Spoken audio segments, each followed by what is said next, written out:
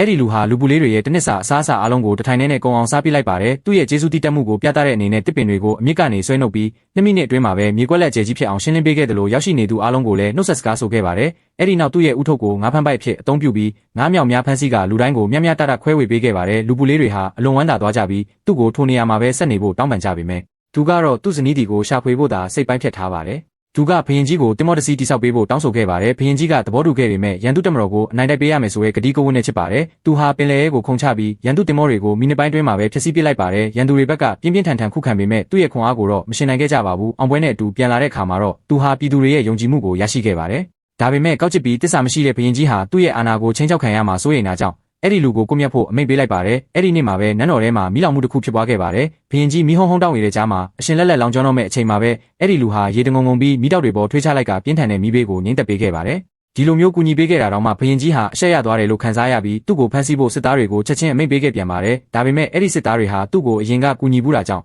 သူဟာပြန်မတိုက်ခိုက်ခဲ့ပါဘူးသူဟာပြင်ဆင်ထားတဲ့တင်မောပေါ်ကိုခုန်တက်ပြီးလူပူလေးတွေရဲ့တိုင်းပြည်ကနေဝေးရာကိုလောက်ခတ်ထွက်ခွာကဇနီးတီကိုရှာဖွေဖို့ခီးဆက်ခဲ့ပါတယ်မကြခင်မှာပဲသူဟာတခြားကျုံငယ်လေးတစ်ခုကိုရောက်ရှိသွားပါတယ်ကမ်းခြေမှာလူတွေကိုမြင်လိုက်ရတာကြောင့်အကူအညီတောင်းဖို့အမြန်ပြေးသွားတဲ့အခါမှာတော့သူတို့အားလုံးဟာရုတ်တရက်တွေဖြစ်နေတာကိုတွေ့လိုက်ရပါတယ်ရုတ်တရက်သူ့နောက်မှာအရေးမီးကြီးတစ်ခုပေါ်လာပါတယ်လှည့်ကြည့်လိုက်တဲ့အခါမှာတော့အေယာမမင်းကလေးကြီးတစ်ယောက်ကိုတွေ့လိုက်ရတာကြောင့်သူဟာကြောက်လန့်တကြားနဲ့အစွမ်းကုန်ထွက်ပြေးပါတော့တယ်သူဟာထွက်ပြေးဖို့လေတစီးတော်ကိုခုန်တက်လိုက်ပေမဲ့အေယာမမင်းကလေးကြီးကလေတစီးလုံးကိုမပြီးဘီလူနိုင်ငံရဲ့နန်းတော်စီကိုပြန်ခေါ်သွားပါတယ်အဲ့ဒီမင်းကလေးကသူ့ကိုဘရင်ကြီးစီလက်ဆောင်ဖြစ်ဆက်သက်ခဲ့ပြီးအဲ့ဒီမှာပဲသူဟာကွဲကွာနေတဲ့ဇနီးတီနဲ့ပြန်လည်ဆုံတွေ့ခဲ့ပါတယ်ဒါပေမဲ့ဘရင်ကြီးဟာသူ့ကိုအနေရမပြုတ်ပဲနေတိုင်းစစ်တူရင်ကစားပေးဖို့တောင်းဆိုခဲ့ပါတယ်စစ်တူရင်ရုပ်တွေဟာအဲ့ဒီလူထက်တောင်ပိုမြင့်နေပြီးအကွက်ရွှေရတိုင်းအလွန်ခက်ခဲလာပါတယ်နောက်ဆုံးမှာတော့သူဟာအနိုင်ရသွားပါတယ်ဘရင်ကြီးဟာစစ်တူရင်ရှုံးလာကြောင်းဒေါသတကြီးနဲ့သူ့ကိုလောင်အိမ်ထဲထည့်ပေးလိုက်ပြီးသူ့ရဲ့မွေးမြူထားတဲ့မိချောင်းကြီးကိုလွတ်ကအဲ့ဒီလူကိုမိချောင်းစာကျွေးဖို့ကြံစီပါတော့တယ်